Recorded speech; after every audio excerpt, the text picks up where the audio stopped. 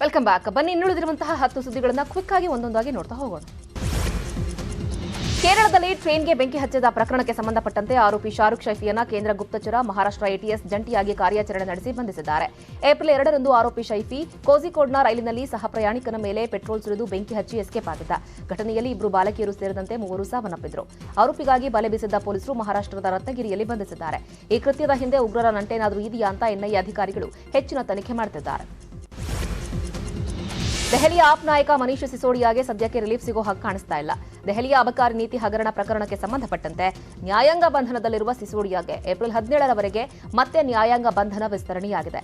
April 12ಕ್ಕೆ ಜಾಮೀನು ಅರ್ಜಿ ವಿಚಾರಣೆ ನಡೆಯುತ್ತೆ. ಕೊಳದಲ್ಲಿ ಧಾರ್ಮಿಕ ವಿಧಿವಿಧಾನ ಮಾಡುವಾಗ 5 ಜಲಸಮಾಧಿಯಾಗಿರೋ ಘಟನೆ ಚೆನ್ನೈನ ಮೂವರಾಸಾಂಪೇಟದಲ್ಲಿ ನಡೆದಿದೆ. ಮೃತರನ್ನೆಲ್ಲ 18ರಿಂದ 25 ವರ್ಷದ ಒಳಗಿನವರು ಅಂತ ಪೊಲೀಸರು ಮಾಹಿತಿ ಕೊಟ್ಟಿದ್ದಾರೆ.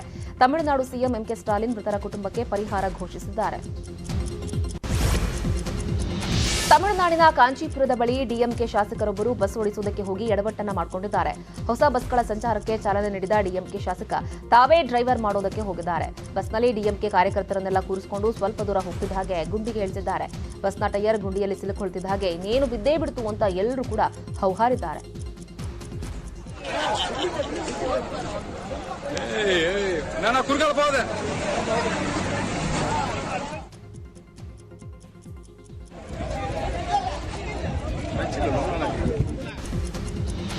ರಿಲಯನ್ಸ್ ಜುವೆಲ್ಸ್ ವತಿಯಿಂದ ಮೆಜೆಸ್ಟಿಕ್ ತಂಜಾವೂರ್ ಕಲೆಕ್ಷನ್ ಆಭರಣಗಳ ಅನಾವರಣವನ್ನು ಶಾಂಗ್ರಿಲಾ ಹೋಟೆಲ್ನಲ್ಲಿ ಮಾಡಲಾಯಿತು.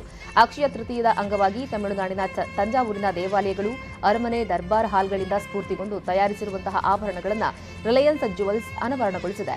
ಈ ವೇಳೆ ತಂಜಾವೂರ್ ಕಲೆಕ್ಷನ್ ಆಭರಣಗಳನ್ನು ಧರಿಸಿ ನಟಿ ಜಾಹ್ನವಿ ಕಪೂರ್ ಹೆಜ್ಜೆ ಹಾಕಿದ್ರು.